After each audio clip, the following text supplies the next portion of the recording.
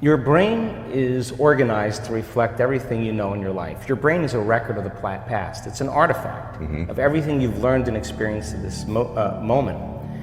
Feelings and emotions are the end product of past experiences, and we can remember experiences better because we remember how they feel. So most people wake up in the morning and they start remembering all their problems, and those problems are connected to certain people and certain things at certain times and places. The moment they start thinking about those problems, they're thinking in the past. Those problems have an emotion associated with them, and the moment they start feeling those emotions, the body, as the unconscious mind, doesn't know the difference between an experience that's creating an emotion and the emotion the person's fabricating by thought alone. Now, thoughts are the language of the brain, and feelings are the language of the body. And how you think and how you feel creates your state of being. So most people's entire state of being, when they start their day, is already in the past. So you have a choice. The choice is you're either defined by a vision of the future or you're defined by the memories of the past.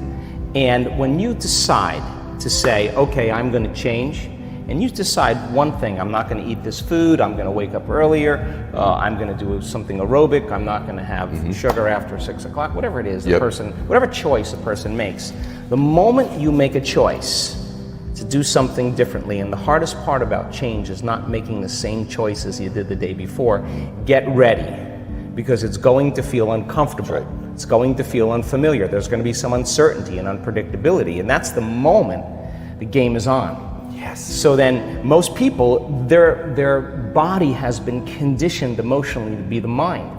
So now the body says, wow, I'd rather hang on to my guilt than take a chance and possibility. I'd rather live in fear than trust in the unknown. So once the person feels uncomfortable, the body goes, whoa, wait a second, we're out of the program here, and body starts influencing the mind. That's right. So it says, start tomorrow, you'll never change, you don't have the money to do this, you're not good enough, your mother told you were this, your father's fault, it's your ex's fault, you know, all of the voices that come up. Now here's the deal, if you respond to those voices, those same thoughts as if they're true, by the way, they're always going on behind the scenes of your awareness, but now they're amplified because you're outside your comfort zone.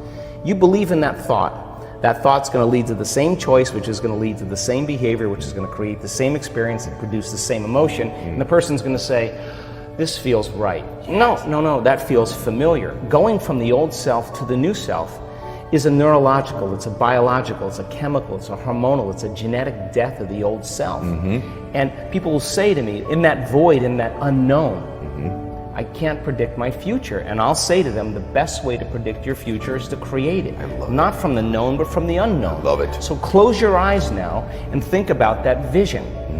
Once you start thinking about that vision of your future, you're activating the creative centers in your brain. And naturally, you begin to think about putting yourself in the scene. Yes. And the act of doing that, when you're truly passionate and truly present, the moment you're defined by that vision, when the thought in your mind becomes the experience, you begin to feel the emotion of the event before it's made manifest. Now, you're giving your body a sampling, a taste of the future. And now, if a thought and a feeling create a new state of being, you're combining a clear intention with an elevated emotion, and now you're beginning to change your biology, and you're seeing a whole new landscape that you could never see before, because you're no longer viewing your future through the lens of the past. I love this. Now, this requires then something really specific, because most people will wait for their wealth to feel abundance. They'll wait for their success to feel empowered. They'll wait for their new relationship to feel loved. They'll get all these things when. Yes. So think about that. The absence of getting those things causes people to live in lack their entire life. That's right. And so they're waiting for something outside of them to change how they feel inside of them. And if they're not creating a new life, then they're not applying the proper principles, then they keep all their manifestations, all their dreams at arm's length. Well, think about this. If you get up feeling gratitude, if you get up feeling empowered, if you get up feeling whole, if you get up feeling unlimited, why would you worry about whether it was going to come or not? You would feel like it already happened.